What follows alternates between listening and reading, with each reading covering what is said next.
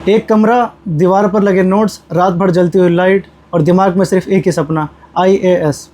कहा जाता है कि सपने वो नहीं होते जो नींद में आते हैं, बल्कि सपने वो होते हैं जो नींद को नहीं आने देते। जी हाँ, हम बात करते हैं UPSC की। लाखों युवाओं का सपना भारत में एक वही एग्ज़ाम है, UPSC, union public service commission के बारे में आज हम बात करते हैं।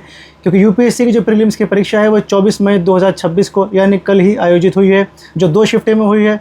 पहला मॉर्निंग शिफ्ट जिसमें GS पेपर 1 और दूसरा इवनिंग शिफ्ट के बारे में बात करते हैं जिसमें CSET का पेपर हुआ है। सोशल मीडिया पर आप देख रहे होंगे कल के पेपर के बारे में कि उसके ऊपर किस तरह के रिव्यूज़ आपको देखने को मिल रहे हैं, क्योंकि इस बार का जो पेपर है पहले की तुलना में बहुत ज़्यादा मुश्किल देखने को मिला। सवाल ये है कि इस बार का जो पेपर है वो इतना ज़्यादा मुश्किल क्यों था, किस सब्जेक्ट ने स्टूडेंट्स को सबसे ज़्यादा परेशान किया है, क्या इस बार की जो कट ऑफ है वो हमें ज़्यादा देखने को मिलेगी या फिर कम देखने को मिलेगी। क्योंकि एग्ज़ाम की जो डिफ़िकल्टी की अगर हम बात करते हैं तो उससे स्टूडेंट्स के रिव्यू के तौर पर स्टूडेंट्स के जो प्रतिक्रिया है सोशल मीडिया पे, उससे ये देखने को मिल रहा है कि इस बार जो UPSC कट ऑफ जाने वाली है वो पहले की तुलना में थोड़ी सी कम होगी। तो अब हम बात करते हैं UPSC का जो प्रीलिम्स का पेपर हुआ है आखिर वो था कैसा। स्टूडेंट्स और एक्सपर्ट्स की अगर हम बात करते हैं तो उन्होंने GS पेपर 1 को बहुत ज़्यादा लेंथी और ट्रिकी बताया है। उसमें उन्होंने ये भी कहा है कि जो स्टैटिक का पार्ट है उसमें करंट अफेयर को बहुत ज़्यादा जोड़कर पूछा गया है, जिस वजह से ऐसा कहा जा सकता है कि इस बार की जो UPSC की परीक्षा है ये कोई भी आने वाली या होने वाली परीक्षा को सिर्फ नॉलेज के बेस पर हल नहीं किया जा सकता। उसमें स्टैटिक नॉलेज और करंट अफेयर को रिलेट करके क्वेश्चंस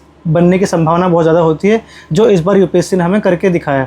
ऐसा कहा जा रहा है कि बहुत ज़्यादा अनएक्सपेक्टेड क्वेश्चंस इस बार देखने को मिले हैं।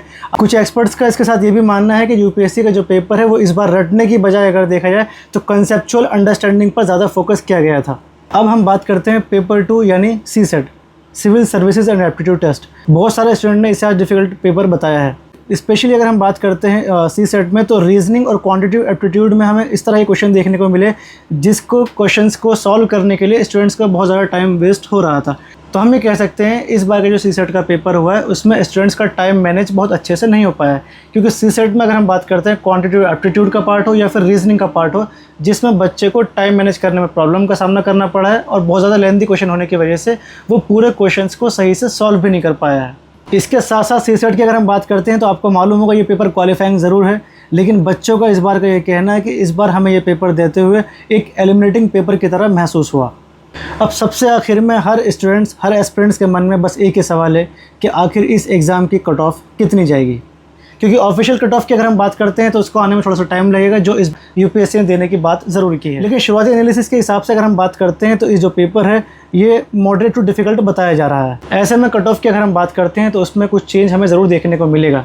तो हम उम्मीद करते हैं कि इस बार जो पेपर है, मैंने भी पेपर वो देखा है और मेरे कुछ स्टूडेंट्स से इस बारे में बात भी हुई, तो उनका ये कहना है कि पेपर की जो कट ऑफ है इस बार पहले की तुलना में थोड़ी सी कम हमें देखने को मिलेगी। तो इसी तरह की ताज़ा खबर के साथ हमारे साथ जुड़े रहिएगा। वीडियो अगर आपको अच्छी लगी तो प्लीज़ लाइक एंड शेयर ज़रूर करिएगा। Thank you so much.